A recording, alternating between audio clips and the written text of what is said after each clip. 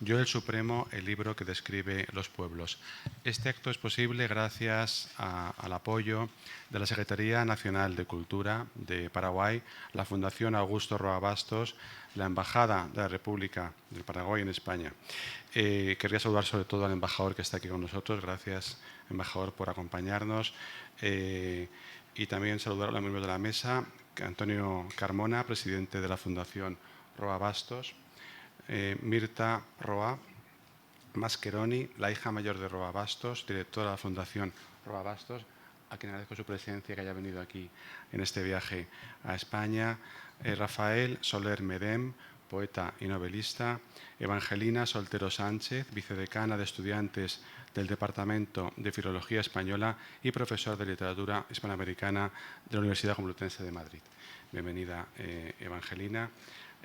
Así como a Adrián Cativelli, director de comunicación de la Secretaría Nacional de Cultura, que está aquí en nombre también del ministro de Cultura. El ministro y yo tuvimos ocasión de vernos hace unos meses aquí en la Casa de América y empezamos a conjurar para iniciar estos actos de homenaje a Roa Bastos, que hoy se ven felizmente culminados gracias a tan importantes ponentes.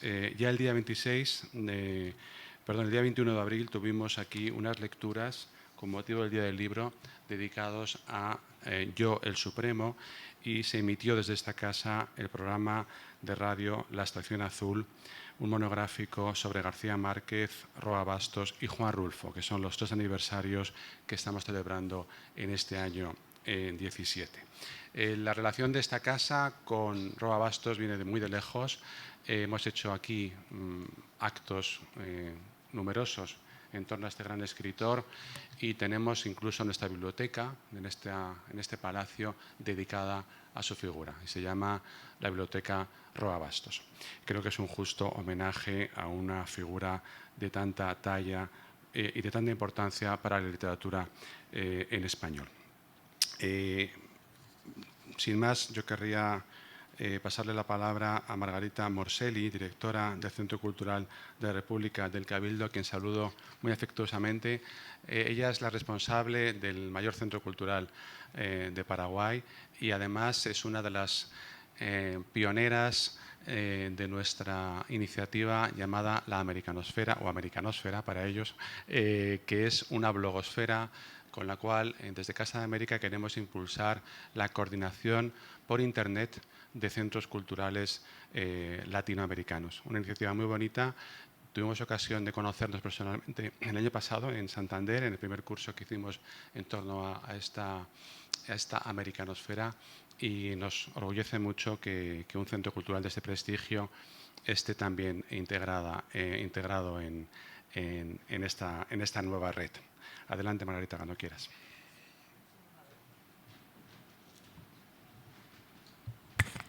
Muy buenas tardes, Su Excelencia, señor Embajador de la República del Paraguay en el Reino de España y querido señor director, compañero en nuestra querida Americanosfera. Me sumo a todos los vocativos y a todos los presentes. Un saludo especial desde Paraguay, en donde este año, por la ley de la Nación, se conmemora el centenario de don Augusto Roa Bastos, nuestro gran escritor que ha merecido el premio Cervantes, el máximo galardón de las letras españolas, y es un verdadero honor que podamos continuar con nuestros trabajos, porque desde el 1 de enero ya lo venimos haciendo en diferentes manifestaciones, evocaciones, congresos, exposiciones y todo lo que sea recordar a una personalidad que nos enorgullece a todos los paraguayos.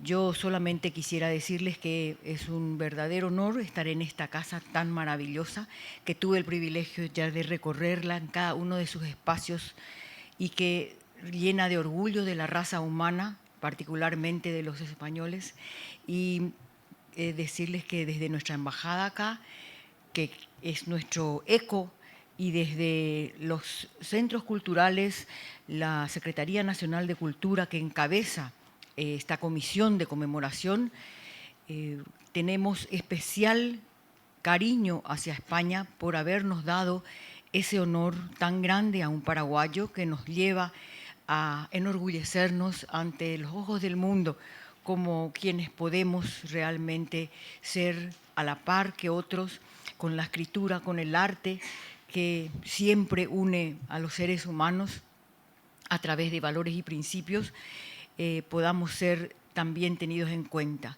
Así es que, sin más, quisiera dar las palabras a los grandes expertos que hoy nos van a hablar de don Augusto, un amigo entrañable que tuve el privilegio de tenerlo como asesor cuando comienza a nacer el Centro Cultural de la República del Cabildo. Así es que un saludo cariñoso a cada uno de ustedes y muchas gracias por la oportunidad.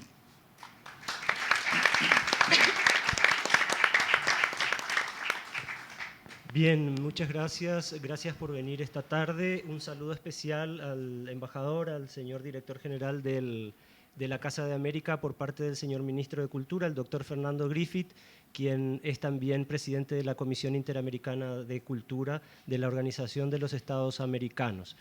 Sin mayor preámbulo, vamos a ceder la palabra a estos 4 expertos, 2 paraguayos, 2 españoles, entre quienes además nos honra la presencia de doña Mirta Roa Mascheroni, hija de don Augusto Roa Bastos, nuestro supremo escritor y hombre de la resistencia por la libertad y la democracia, porque hoy cuando hablamos de Roa, muchos evocan solamente su figura, su genial figura, su tremenda figura de literato, pero también hay que recordar que un hombre que estuvo 47 años en el exilio debe ser reconocido también como una figura de la resistencia por la libertad y la democracia. Así que le cedo la palabra para que nos comience a hablar de la figura de este gran hombre a la doctora Evangelina Soltero Sánchez, como bien decía el director general de Casa de América, del Departamento de Filología e Literatura Hispanoamericana de la Universidad Complutense de Madrid. Adelante, Evangelina. Pues muchísimas gracias. En primer lugar, darle las buenas tardes, porque con la que está cayendo ahí fuera, llegar hasta aquí ya es muy de agradecer.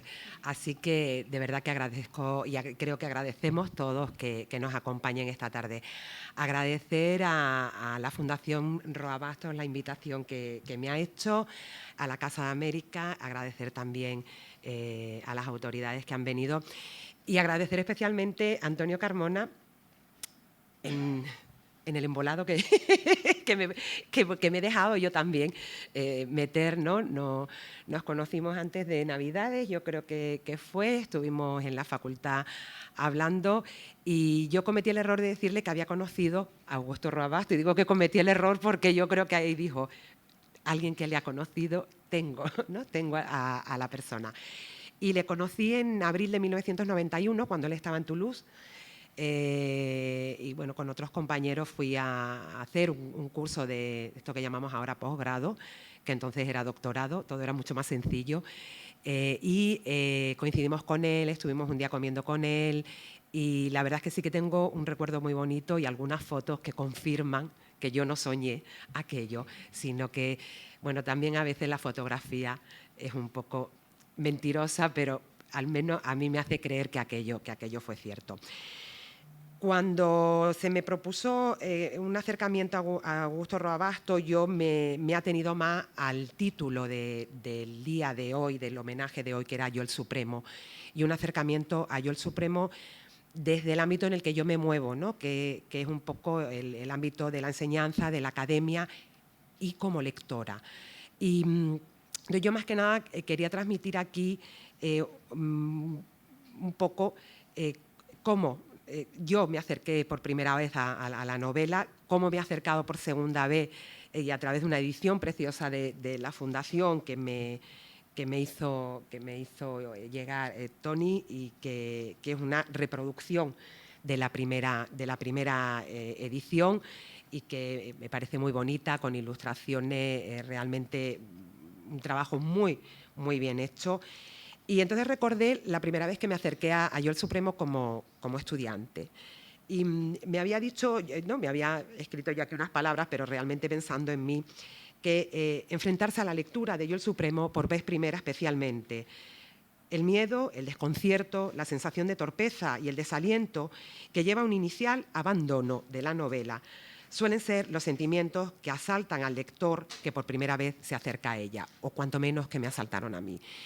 Y ese miedo, esa desolación, ¿no?, como lector, la primera vez que uno se enfrenta y que la viven también los estudiantes de ahora, es un autor que en el grado o en los grados actuales universitarios, pues sí se menciona, porque no en vano ha sido uno de nuestros premios Cervantes y se merece ser recordado y mencionado, pero sí es un autor al que no nos acercamos casi nunca en su lectura, si acaso en los cursos de posgrado, por la dificultad que vemos que entraña, ¿no?, para el lector universitario y no sé, porque para mí como segunda lectura también, y ya empiezo a peinar canas, ¿no?, y para una segunda lectura. Y supongo que el desconcierto lo crea esa ruptura canónica de la novela, ¿no? Uno cuando se acerca a una novela espera encontrarse la historia más o menos hilada, por mucho que se nos ofrezca un flashback y tengamos a Proust con la Magdalena, pero una vez que hemos saltado atrás empezamos a caminar en la historia. Y Roa Bastos no nos deja hacer eso, no nos deja ser un lector cómodo, no nos deja ser un lector ligero, que se siente y que diga, bueno, aquí en esta página o en este punto y seguido dejo la lectura y la retomo luego. Porque dejar el texto en un punto y seguido corre el riesgo de perder cuando vuelve la voz narrativa y encontrarte con que estaba hablándote el Supremo, estaba hablándote Francia y a continuación de ese punto y seguido quien está es Patiño u otro y te desconcierta y te obliga, y lo digo como algo positivo, a caminar hacia atrás, ¿no?, en el texto. Y la ruptura de repente de los cuadernos de bitácora, de las órdenes perpetuas, del cuaderno personal, de las notas a pie de página, va obligando al lector a hacer un trabajo para el que normalmente, no es que no estemos preparados, normalmente no estamos acostumbrados, que es distinto, preparados estamos, acostumbrados no. Y el estudiante se encuentra con ese problema, y yo creo que yo como lectora también. Pero por otra parte, ahí también está el enriquecimiento del texto. Los estudiosos del mismo lo plantean como un texto intergenérico, con una ruptura. Se suele clasificar, porque eso necesita la academia, lo necesitamos para tener tranquilidad, clasificar las obras, ¿no?, en novela, en teatro, en poesía, si esta temática es novela histórica, es novela política, es nueva novela histórica. Hay una tendencia por parte de la crítica a encajarlo dentro de la nueva novela histórica o en la novela del dictador y unirla, la tríada, ¿no?, que sería con García Márquez y El otoño del patriarca y con Alejo Carpentier El recurso del método. Pero la voz que propone Roa Bastos no tiene que ver nada con la de, ni para más ni para menos, con la de García Márquez o la de Alejo Carpentier. La voz narradora que nos propone Roa Bastos es la de una primera persona que se impone nada más pasar el pasquín, con un inicio de novela que recuerda o tiene más influencia de la puesta en escena teatral. Cuando uno empieza la novela, uno tiene la sensación de que hay una gran sala, que hay un papel grande colgado, que es ese pasquín, y que hay dos personajes y que en un in media res ese personaje, el doctor Francia, el Supremo, empieza a hablar, con pequeñas incursiones de Patiño, incursiones que, a diferencia del teatro o a diferencia de muchas novelas cuando hay diálogo, no vienen avisadas al lector. Hay un punto y seguido, pero a continuación de ese punto y seguido tenemos la voz de Patiño. No hay tampoco unos guiones que nos digan dijo Patiño o dijo el Supremo. No hay un aviso, ¿no?, que nos anuncie que va a haber un pequeño cambio de voz. Tenemos que estar ahí atentos. Y luego surge la nota, de repente, la nota a pie de página. Y uno dice, ¿estoy en una edición crítica? No, estoy en la novela. Y ahora aquí tengo la voz oficial o la voz documentada o la voz de los documentos históricos, mientras que la en el cuerpo mayor de la novela vamos componiendo la historia. Bien, toda esa mezcla de género, yo creo que podríamos pensar en la novela como, es un término inglés que no me gusta mucho, que sería el patchwork famoso o la retecería en castellano. Es como, no es un puzzle, porque en un puzzle al final cada pieza tiene su forma que encaja perfectamente con otra, y cuando terminamos de montar ese puzzle tenemos un paisaje tranquilo, uniforme, ya. Yo creo que Roa tampoco quiere ofrecernos eso. Yo creo que estaría más cerca de un patchwork y muy desigual, no es el de las mantas que nos pueden vender o nos pueden enseñar a coser, ¿no? en una tejería. Porque hay piezas que son muy grandes, hay piezas que son muy pequeñas, pero todas van perfectamente ensambladas, ¿no? Una no puede quedarse sin la otra. Se va cosiendo, ¿no? Sutilmente, y cuando uno acaba, yo creo que uno, o lo que quizás Roa con la novela nos ofrezca, es la ropa que viste al Paraguay, llena de tejidos diferentes, con colores diferentes, con formas diferentes, con texturas diferentes, y que hay un hilo fino, ¿no? Que ha ido uniendo esas piezas cuidadosamente, que tenemos un todo, pero que ese todo ¿no? nos va sorprendiendo los distintos elementos que van componiendo ese todo, y que no son elementos uniformes ni son iguales, y que ahí tenemos que hacer el ejercicio como lectores.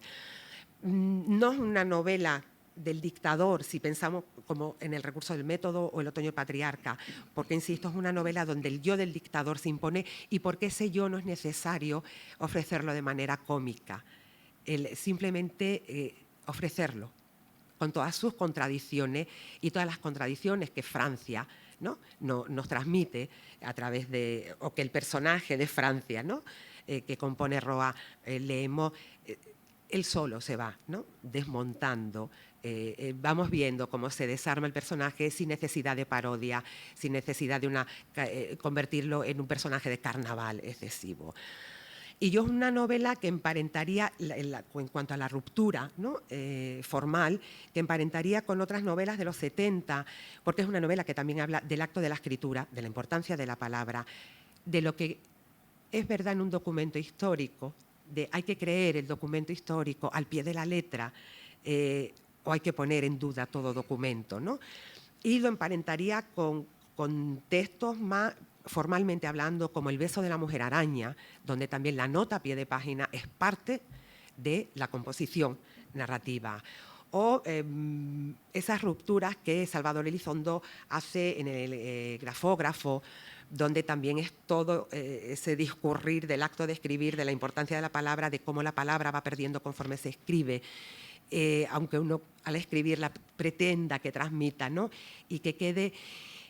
Y también me recordaba, no solo por el personaje, que es un personaje del 19, a la novela política argentina del 19 y Amalia, de José Mármol, porque también José Mármol en el 19 introduce en la novela elementos que no son de ficción.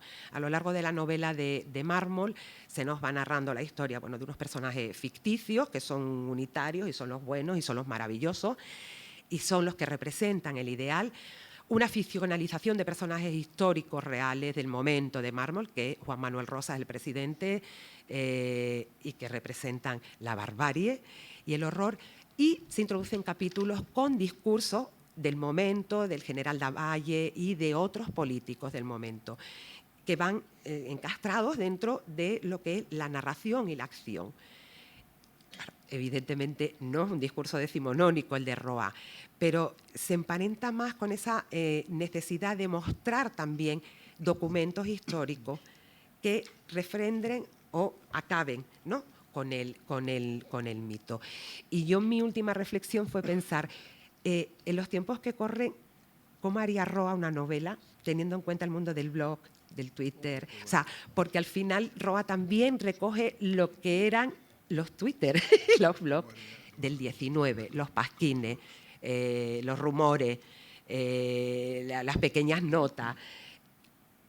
Ahora, que mitificaban y desmitificaban. Y eso también es lo que vivimos ahora en el mundo de la red. Mitificaciones, desmitificaciones, entronamientos. destronamiento, y vendrían a conformar en gran medida, ¿no?, en el tiempo actual lo que Roa trabaja con esa documentación del 19. Creo que ahora tendría también muchísimo material con el que disfrutar y poder crear, ¿no? No un nuevo Doctor Francia, pero sí volver a revisar, ¿no?, toda la historia de Paraguay. Quien no lo haya leído, le animo con paciencia, con calma. Si cierra un rato, que vuelva. Al final, lo que cuesta esfuerzo siempre produce un gran placer a la larga. Entonces, es sobre todo animarles, si no lo han hecho, o animarles a volver a hacerlo, si lo han hecho, acercarse a Yo el Supremo y, como lo intento yo, perdiendo un poco el miedo, pero no el respeto a la gran obra y al gran escritor. Pues muchísimas gracias.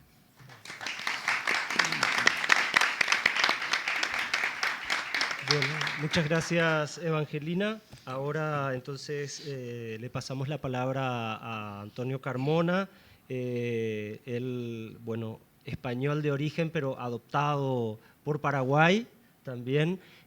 Antonio Carmona fue jefe de redacción, director del diario Última Hora, un diario de circulación nacional en Paraguay, además amigo personal de don Augusto y actualmente también presidente de la Fundación Augusto Roa Bastos, que nos va a hablar un poco de la figura de Roa en el libro que escriben los pueblos.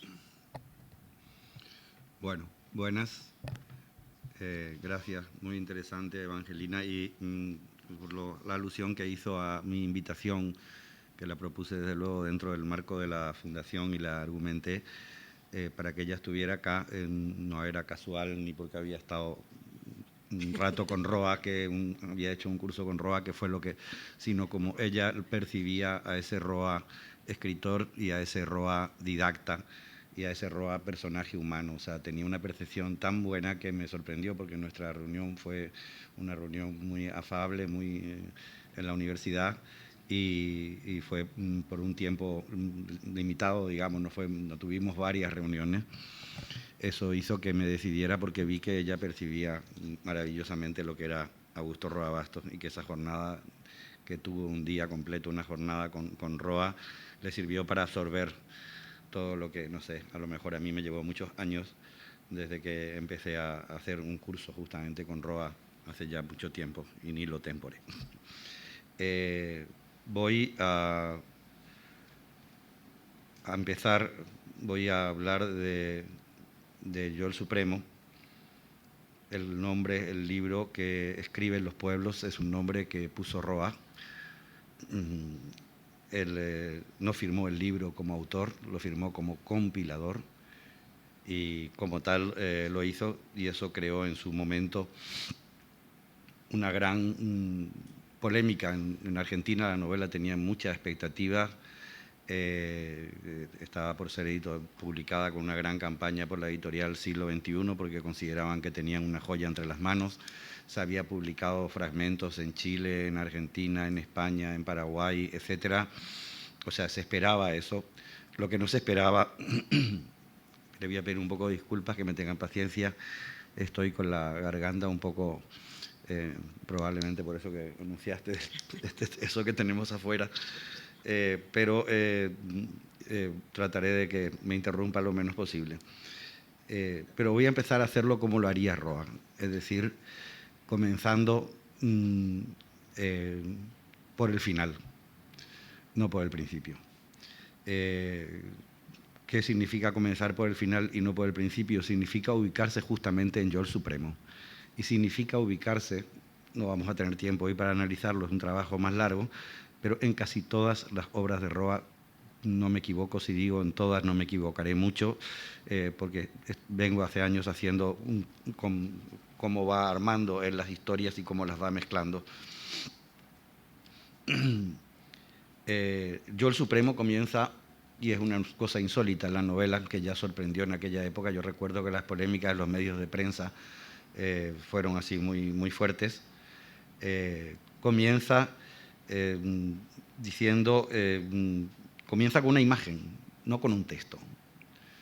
Yo creo que es un hecho histórico, salvo si nos remontamos a libros de la literatura oriental, de la India, del Japón, de la China, etcétera, que suelen comenzar con una imagen o que suelen comenzar con una cuestión. Las novelas occidentales comienzan con textos y comenzaban antiguamente con, en un lugar de la Mancha, de cuyo nombre no quiero acordarme, empezaban en tercera persona generalmente, hablaba el narrador que empezaba a contar la historia si quería acordarse o no quería acordarse, que es la fundacional novela de Occidente y la fundacional novela del mundo, o sea, la primera novela tal como la conocemos hoy en día, la novela como literatura máxima expresión, digamos, no digo máxima por mejor, sino por la mayor cantidad de alcance de la literatura universal, que es sin duda alguna la novela.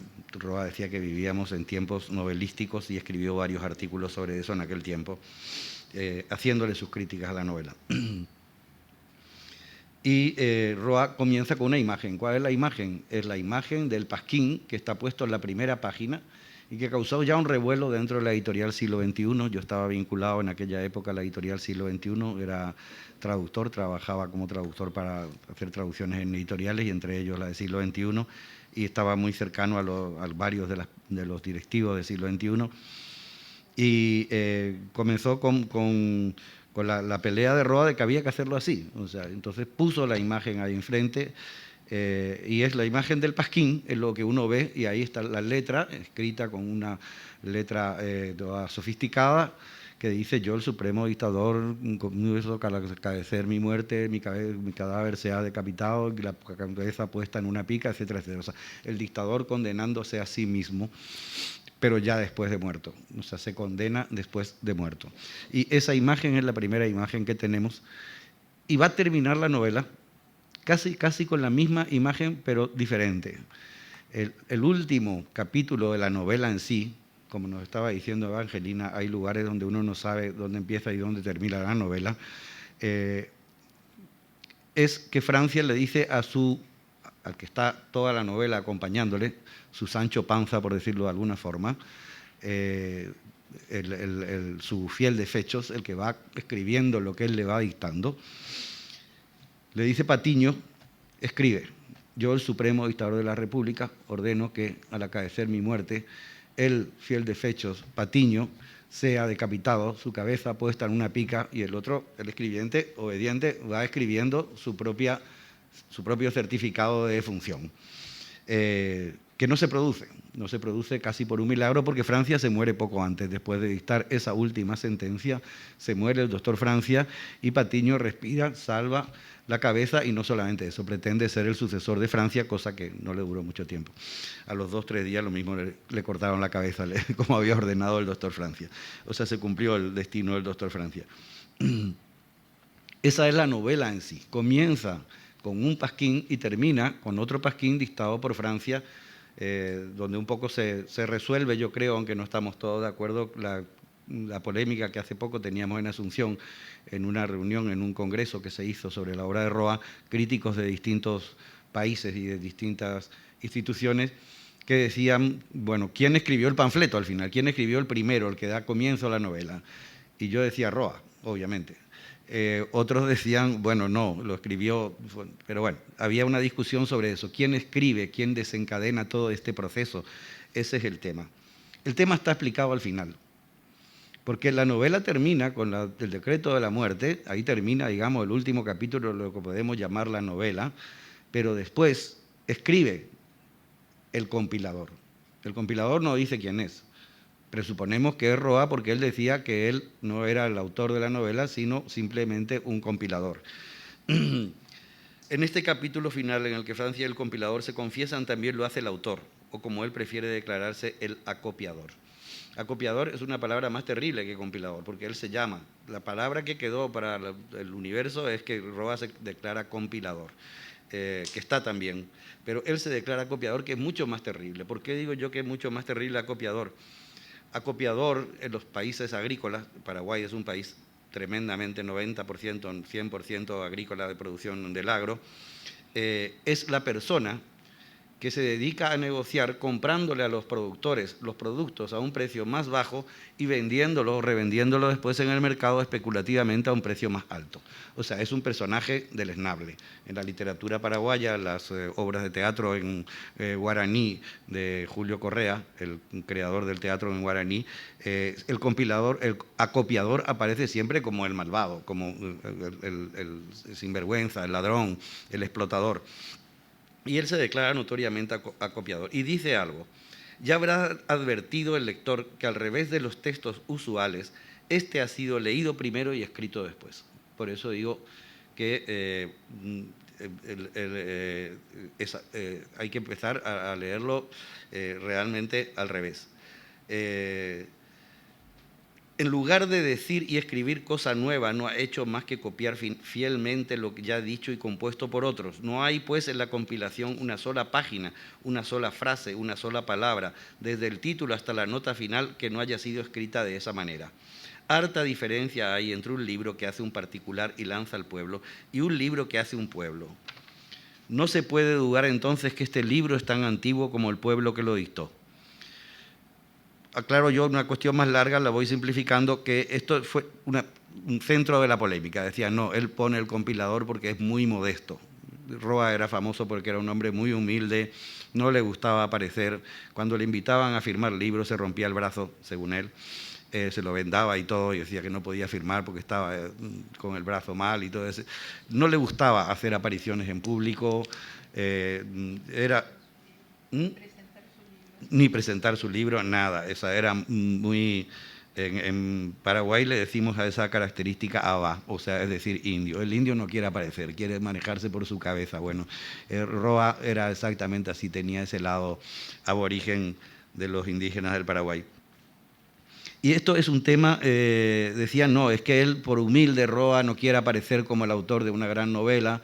La novela enseguida adquirió prestigio tremendamente fuerte.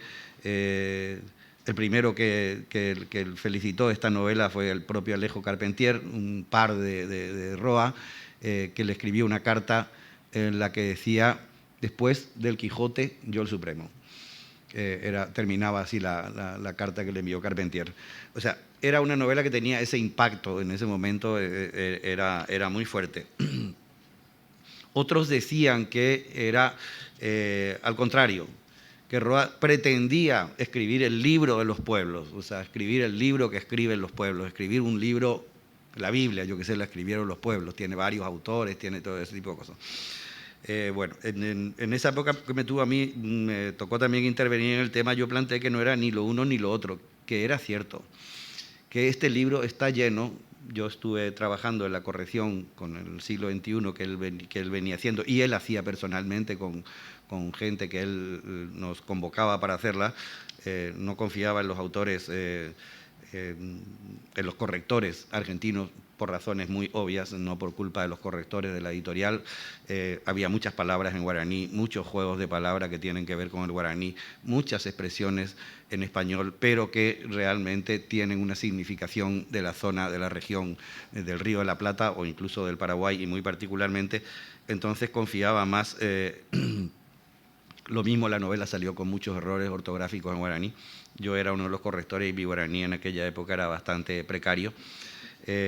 Había otro que era mejor guaraní hablante, pero peor corrector que yo. Así que nos completábamos con nuestras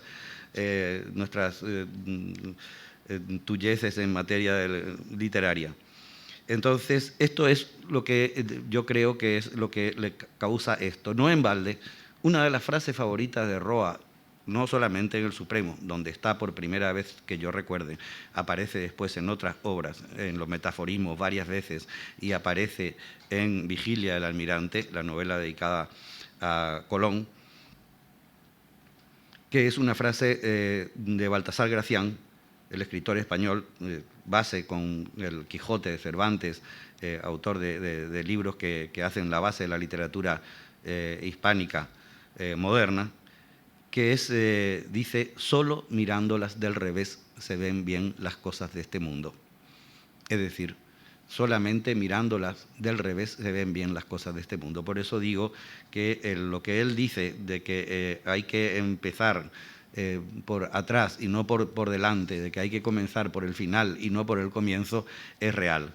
Y es un poco eso tan real como que la mayoría de los libros que escriben los pueblos son así. La alusión más clara que hace a los libros que escriben los pueblos en otros textos, Roa, es a Homero, que dice Homero, pueblo, la Odisea, la Ilíada, Homero, pueblo, escribe la historia que conocemos todos, o que hemos leído todos, o por lo menos la hemos visto hasta en películas y demás, que es la obra fundamental, digamos, de la Grecia, de la base. Y él opina eso, solo mirándolas del revés, dice Baltasar Gracián, se ven mejor las cosas de este mundo. Eso es una característica totalmente en Roa y es una característica también temporaria, porque él dice el mundo es circular. Podemos llegar al comienzo yendo hacia atrás, como en la novela se ve cuando se atascan en el océano los marinos de Colón y están desesperados porque no se mueve nada y lo único que ven y que están esperando que les dé una señal de vida es que haya pájaros volando, que era una de las señales de los que los marinos en esa época confiaban porque eso significaba que había tierra cerca, y ven al contrario, que los pájaros vuelan al revés, vuelan hacia atrás. Todo eso está permanentemente en la obra de Augusto Roa Bastos y es una forma que tenemos que tener de leerlo y de entenderlo. Es decir, el libro que escriben los pueblos no es ni una pretensión ni nada más. Él escribe los libros y lo voy a terminar con una cita que hace él personalmente y que la ha hecho muchas veces, pero la más elocuente cuando habla de uno al que él considera su maestro, el escritor español que fue miembro de la generación del 98, que se fue a Paraguay detrás de una paraguaya, Viriato Díaz Pérez, instalaron una familia en Paraguay que hasta ahora ha tenido muchos miembros de la cultura, importantes personajes de la cultura. Cuando le pidieron a Roa que prologara uno de sus libros, él dijo, Díaz Pérez fue uno de mis maestros y mi obra entera está llena de alusiones y de citas del maestro Viriato Díaz Pérez, algunas veces citándolas y otras no. Es decir, que él no siempre cita esas. Bueno, eso es lo que significa. En la Biblia hay montones de citas de libros y de referencias de historias que no sabemos.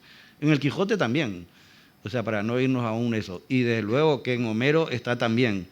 Entonces, ¿qué es lo que quiso decir Roa? Que él escribía esto como una eso. Cuando escribe esto, el prólogo a Viriato Díaz Pérez, termina su artículo diciendo, por ejemplo, mi novela, Yo el Supremo, está llena de citas de Díaz Pérez.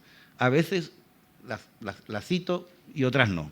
Hay una sola que está citada, que es una historia famosa, la historia de la colonia, no solamente del Paraguay, de América, porque produjo una gran conmoción, porque se encontraron unas piedras preciosas en la región del Guairá, que después resultaron un fiasco, que él cita las piedras del Guairá, escrito por fulano, por Viriato Díaz Pérez. No cita más, yo encontré después muchas citas en Yo el Supremo, es para una sesión más larga para verla, que sí, que son de Viriato Díaz Pérez, pero que él no lo cita, simplemente pone tal cosa y pone tal cosa, como pone muchas otras cosas de Shakespeare. Hay una conversación maravillosa y delirante en 3 idiomas en Yo el Supremo, que es cuando 3 personajes, los hermanos Robertson y Francia, están tomando cerveza, Francia le hace tomar cerveza para que se emborrachen y hablen, y se habla en inglés, lo que se habla en inglés son fragmentos de la obra de Shakespeare, se habla en guaraní, Francia habla en guaraní tomándole el pelo a los 2 británicos, y se habla en español.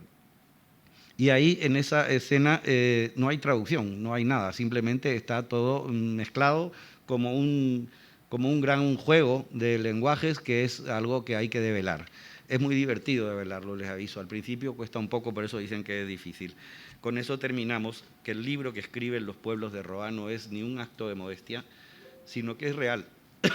Él pretendió escribir un libro que tiene cultura guaraní, que tiene cultura griega, que mezcla lo griego con lo guaraní, etcétera, etcétera, etcétera. Un libro universal, pero que es paraguayo.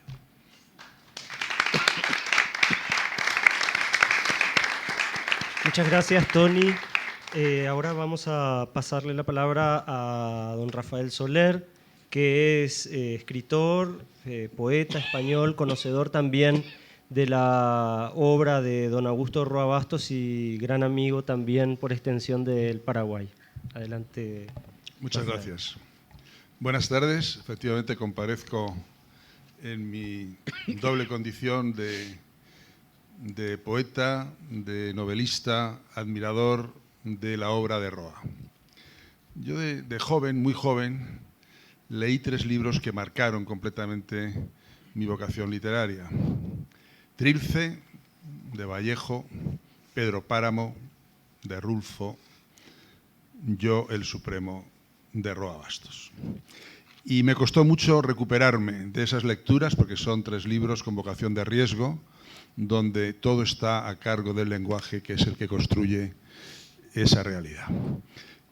Roa es un escritor de un talento increíble, con una vocación de riesgo total. Yo, el Supremo, lo abras por donde lo abras, tienes enseñanzas. Hablábamos antes del hallazgo del pie de página como un hallazgo formal que introduce la historia dentro de la historia, pero es que todo en Roa es un exceso. Además, con una voz, con una potencia narrativa excepcional. A mí me gustaría, en mi corta intervención, sin embargo, como poeta, marcar el acento en el talento lírico de Roa. Les voy a leer un párrafo que viene de Yo, el Supremo, como este podía haber cogido muchos más, que está en la página 294 de la pulquérrima edición de Cátedra. El ruidito de las polillas en los libros, el minutero taimado de la carcoma en el maderamen. De tanto en tanto caen los cascados sonidos de la campana de la catedral, marcando no horas, sino siglos. Todo se repite a imagen de lo que ha sido y será, lo sumo y lo mínimo. Los antiguos sabían que el ojo no podría ver el sol si el ojo no fuese, en cierto modo, un sol. Todos los seres tienen dobles. Las ropas, los utensilios, las armas, las plantas, los animales, los hombres. La sombra que cualquier cuerpo proyecta, el reflejo de las cosas en el agua, la imagen vista en un espejo. Podría seguir. Convendrán conmigo que es palabra de poeta. Y del poeta, como les decía, quiero hablar, un poeta que siempre le acompañó, osado y decidido en sus años mozos, transparente en muchas ocasiones, lúcido siempre. Ya lo estás viendo. Esta es la luz, esta es la vida, este es el mundo donde nacemos y morimos. Esta es la tierra de los hombres, donde se enciende entre los vivos y los muertos la semilla de tu árbol futuro. Donde late enredado entre el follaje humano tu virginal misterio, la página no escrita, el acorde inicial de tu destino. Si para muestra un botón, para poeta estos versos que encontramos en el poema Conversación con el hijo y que bien hablan del aliento lírico de un escritor de raza que cultivó con maestría géneros tan dispares como el guión de cine, la canción popular, el ensayo, los textos dramáticos, el relato y la novela.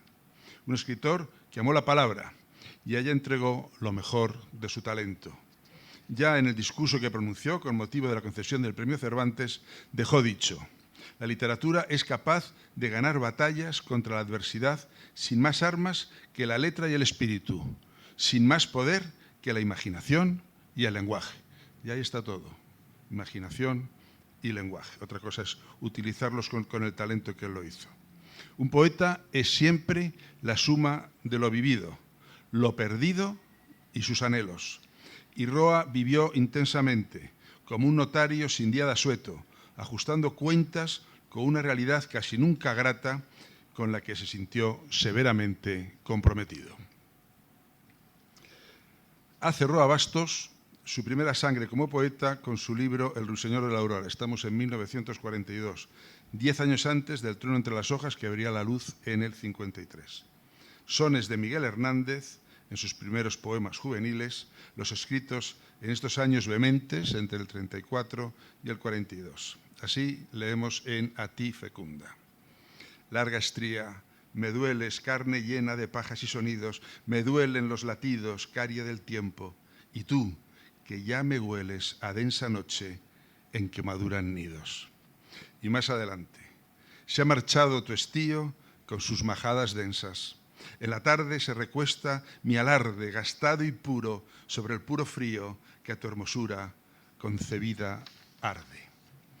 En las abundantes y jugosas notas sobre poesía escritas por Roa entre el 43 y el 46, a propósito de sus incursiones en la biblioteca de su tío, podemos descubrir a quienes tuvieron más ascendencia sobre su hacer poético: Quevedo, Byron, Rilke, San Juan de la Cruz y muy especialmente García Lorca, Miguel Hernández y Neruda. También, y de forma muy significativa, Josefina Pla y Erip Campos Cervera, brillantes poetas que ya habían reflexionado sobre las nuevas tendencias estéticas que se iban consolidando en el decir poético, a la estela de Vallejo y sus poemas humanos, Neruda y su canto general, Mayakovsky, Alberti y Elvio Romero. Construyó Roa su poética con el canto al paisaje, al dolor humano, a la fraterna complicidad de los débiles, al exilio, con poemas escritos también en guaraní como lengua aglutinante, y siempre con una singular destreza para el uso de imágenes potentes y reflexiones de alto vuelo. Estos versos son tremendos. Oye, viejo licántropo, parpadre de decrépito animal mío, jauría de dobles bajo una sola piel, no vayas a pretender esta mañana o cualquier día entrar de cuerpo entero en el simulacro del pasado, en el laberinto inverso del porvenir. Esto lo dice en el poema Diario, en Silenciario. Un año después de la publicación del Ruiseñor de la Aurora y en su artículo sobre el sentido ascético de la poesía nueva, Roa rinde tributo y reconocimiento a sus mayores. Débole, a Josefina Pla, nos dice que con Erip Campos Riveras constituye el vértice poético más alto e intenso en nuestro país, el acceso a una espiritual convicción de lo que el arte nuevo encierra. Pensaba Roa que el poeta debe encontrar su sí mismo en medio de una corriente en la que se debate como un salvador y al mismo tiempo como un náufrago. Y a ello se aplicó Roa con notable exigencia, siempre a medio camino entre la indagación y la reflexión. ¿De qué recodo sales y me tapas los ojos? ¿De qué patio perdido entre arboledas te desprendes y subes, opaco sentimiento de la tierra? No relajes mi paso, carne mía futura, polvo de los caminos, volandera deidad que me circundas y husmeas. Déjame ver la luz de los guayabos, la sombra del boyero, el sueño de las yuntas pertigueras, el humo azul del yugo que en las guampas, gastadas por el cuerpo, cabecea. Esto lo podemos leer en Invocación al polvo nativo Requiem de fuego. Voy terminando. Es bien conocido su poema Adiós a Erip Campos Cervera, escrito al comienzo de su carrera literaria con motivo de su muerte, donde nos dice: aquí dejo mi adiós en estos versos finales que te escribo, para callar después, para cerrar la puerta que me enseñaste a abrir sobre el resplandeciente jardín de la poesía. Pero fue aquel un comprensible propósito dictado por un corazón dolorido, imposible de cumplir porque siempre escribió en poeta, y ahí la totalidad de sus textos, pues todos destilan su potente, exquisito amor por el lenguaje. ¿Y qué otra cosa es poesía sino música y lenguaje? Y su personal mirada de ciudadano insatisfecho y atento. ¿Y qué otra cosa es un poeta sino una peculiar y original manera de contemplar el mundo y sus desmanes? Roa, escritor cabal y total. Roa, poeta, también, y antes, nos dejó escrito: universo. En el principio todo era ya afín. Universo. En el principio todo era ya afín. Y así fue. En su principio, fue el poeta. Y luego llegaron sus afines, narrador, guionista, dramaturgo, para hacer del universo su personal universo, pero siempre la poesía. No sigo, por no abusar. Disfruten de las más de 600 páginas de buena poesía que encontrarán sin buscarla en Yo el Supremo y en tantos otros textos del poeta Augusto Roa Bastos. Gracias.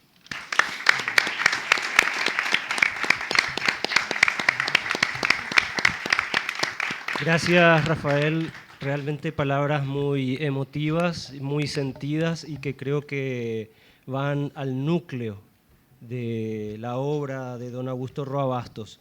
Y luego de estas sentidas palabras, le cedemos entonces con sumo placer la palabra, valga la redundancia, a Mirta Roa Mascheroni, hija de don Augusto Roa Bastos, que tuvo poco tiempo para vivir en Paraguay porque ya al año y meses debió partir al exilio junto con su familia y que además ha tenido la bondad de acompañarnos a pesar de que la semana pasada perdió a su mamá, doña Lidia Mascheroni, primera esposa y única legalmente de don Augusto Roa Bastos. Así que tenemos el privilegio de escucharte, Mirta.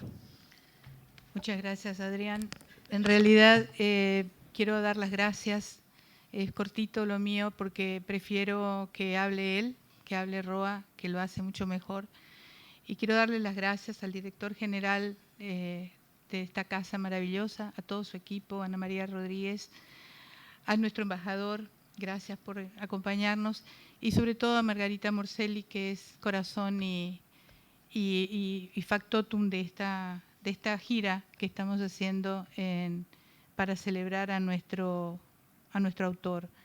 Me emociona mucho esto último también porque es poco lo que se habla de Roa poeta y me encanta que se pueda resaltar una de sus venas, porque como siempre digo, todo lo que hizo lo hizo a fondo y lo hizo con mucho rigor. Voy a citar una frase de él, para lo cual, para aclarar algunas cosas que justamente hoy me preguntaron sobre su aspecto político y que él lo dice muy bien. Dice, está claro que no soy un político profesional, no milito en ningún partido político, pero creo que soy un militante visceral de la lucha por la libertad humana, sobre todo a través de una actividad enteramente volcada a la defensa de los derechos humanos y del ciudadano. No soy más que un narrador de ficciones, no comprometido con ninguna consigna política, solo comprometido en todo caso a muerte con el sentido de mi obra en función de la realidad social y humana de la que formo parte. Detesto las sectas, por lo tanto, toda la forma de sectarismo y de beata aceptación de lo establecido. Toda mi obra de escritor es, bajo el signo de mi maestro Cervantes, un embestir solitario y obstinado contra estos molinos de viento, sobre todo contra el viento que los mueve y que sopla donde quieren los poderosos. Y hay tanta reflexión en su obra. Cuando habla de las dictaduras, él no se refiere solamente a las nuestras, se refiere a las dictaduras de las que hoy tenemos unas cuantas. Tenemos las dictaduras de los medios de información, tenemos los monopolios de las medicinas y también las dictaduras de las semillas que nos producen la vida. Entonces tenemos que estar muy atentos a esas reflexiones de Roa que siempre nos están marcando cuidado con las dictaduras, cuidado con quienes detentan el poder, porque cuando eso pasa, ellos no pueden parar. Y eso lo decía en su último artículo editorial, que lo llevó al primer exilio, el que detenta el poder siempre quiere más poder. Entonces, ahora una reflexión mía para después pasar al video, un video cortito donde lo van a ver a él hablando él mismo, a oír su voz, a quienes no lo han conocido. De esta persona de la cual estamos hablando tanto, quisiera que lo pudieran ver en acción. Mi padre, un privilegio. Un pueblo solo es libre por voluntad del espíritu colectivo y por nadie más que por él mismo puede ser liberado. Augusto Roa Bastos, un paraguayo, un latinoamericano, un ciudadano universal, no solo porque es un gran narrador ni porque pudo plasmar en su obra el espíritu de su idiosincrasia, sino porque fue y es la voz de los que no tienen voz, la escritura de los pueblos ágrafos, observador profundo, voz de un colectivo, voz de los pueblos que narran su historia. Entendió como pocos cuál es el verdadero oficio de la palabra. Tomó como misión difundir los conflictos que amedrentan, retrasan, amordazan a los seres humanos. Pero no solo los puso por escrito, hizo de la escritura la estética de la escritura, la estética del lenguaje, la estética hasta de los temas más deleznables de nuestra raza humana. Su texto como recordatorio perenne, como llama que alumbra en la noche del oprobio y la ignorancia, como espada que combate la opresión, como ser humano, lleno de amor por los suyos, de fe en los jóvenes, de optimismo por un futuro con justicia social.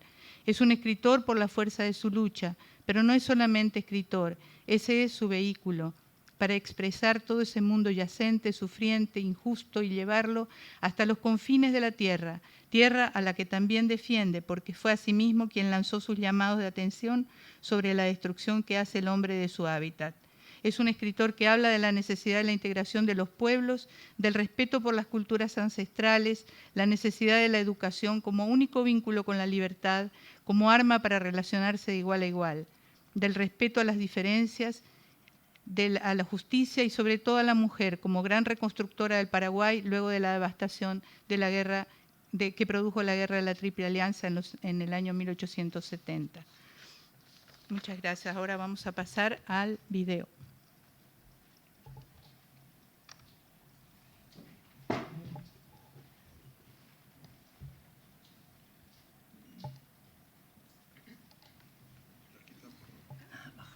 Nos vamos allá.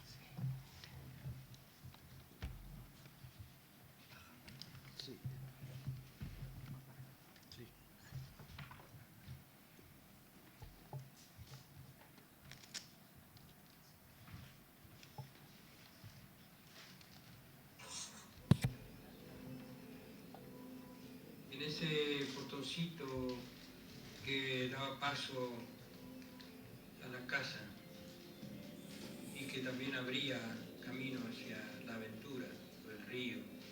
Contra ese portoncito, en una carrera que venía haciendo hacia el atardecer, trayendo en mi mano el frasco lleno de luciérnagas, se estrelló contra el poste de ese portón y se esparcieron los furuncos, los buzos. Somos los paraguayos seres de una isla rodeada de tierra. Tenemos una mentalidad isleña, como cerrada sobre sí misma. Entonces lo que tenía que hacer era abrirme ese espacio, a ese vacío que se me ofrecía no como un don, sino como un castigo. Y luego ver a dónde dirigir mis pasos, qué huellas iba dejando trazadas sobre esa errancia sin término a la que de pronto me sentí compelido. Y asumí, no diré con gusto, pero con una sensación y un sabor desconocidos hasta entonces por mí, esa función del peregrino sobre la tierra.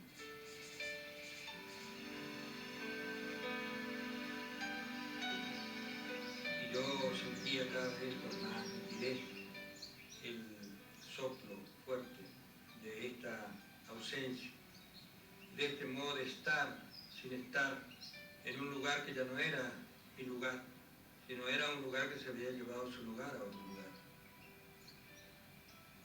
Quise que la literatura fuera para mí una manera muy natural, muy personal, de respirar, de vivir.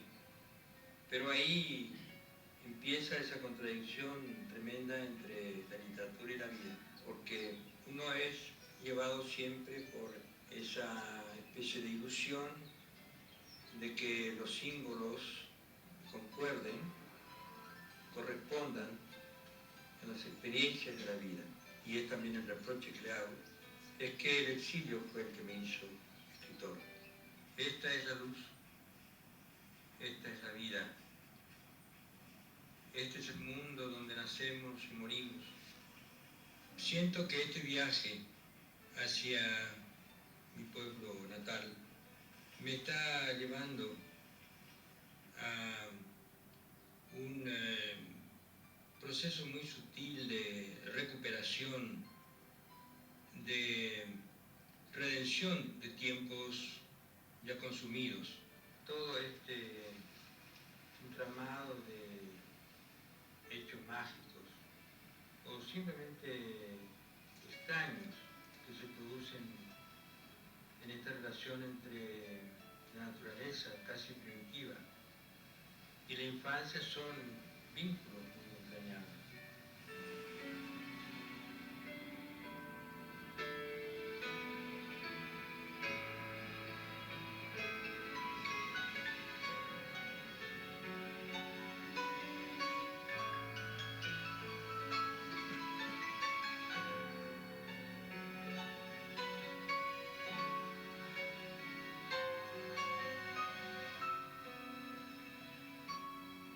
Querida doña Rufina empezó a contar unos cuentos maravillosos, mágicos, realmente. Cuentos que alguna vez escuchaba a mi madre y decía en voz baja, son los cuentos de las 1000 y una noches, que está contando en guaraní. En lectura de la Biblia que hacía sobre todo por las noches de invierno, mi madre. Ahí desfilaron los personajes bíblicos. Un extraño libro que había traído mi madre de la ciudad, de las principales piezas de Shakespeare, una preciosa traducción al español.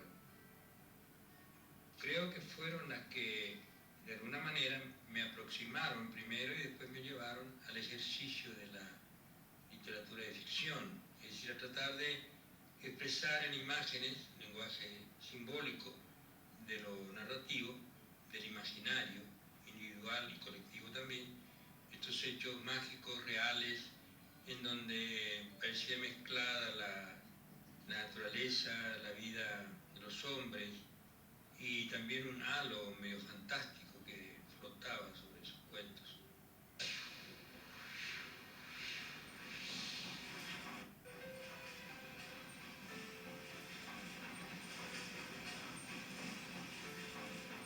Por ese río solían pasar unas embarcaciones muy extrañas.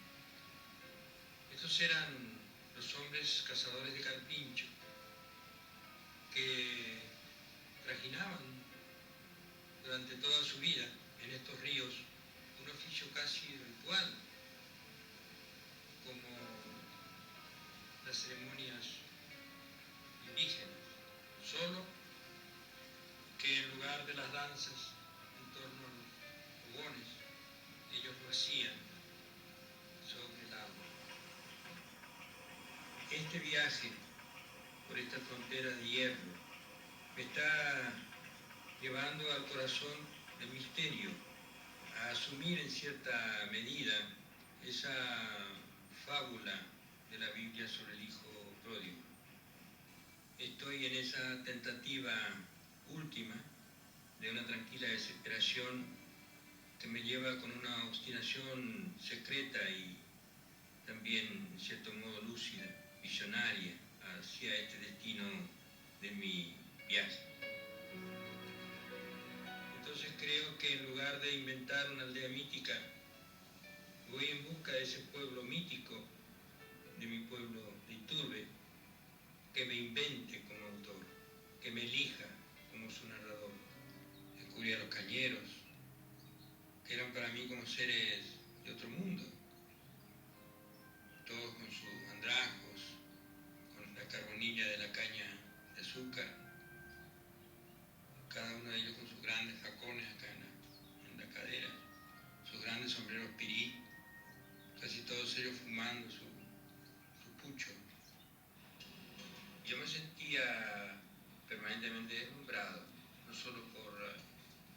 fascinación de la naturaleza, sino por estas cosas que el hombre va construyendo a costa de la destrucción de la naturaleza.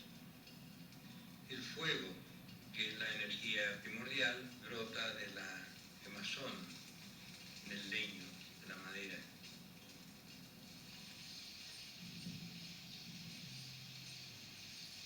Están inmunizados contra el sufrimiento.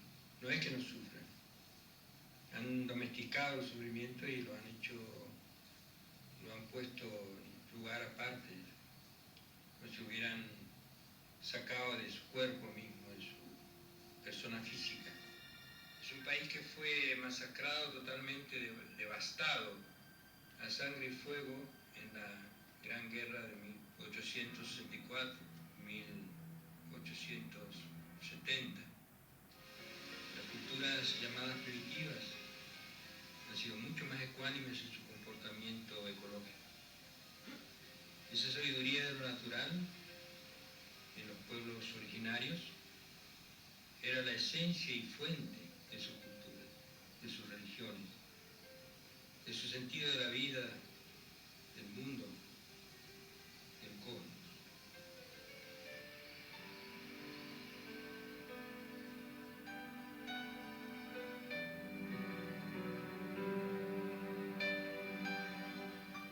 El sol va declinando rápidamente para mí, pero hay todavía un poco de luz y voy a aprovechar eso para no errar de camino.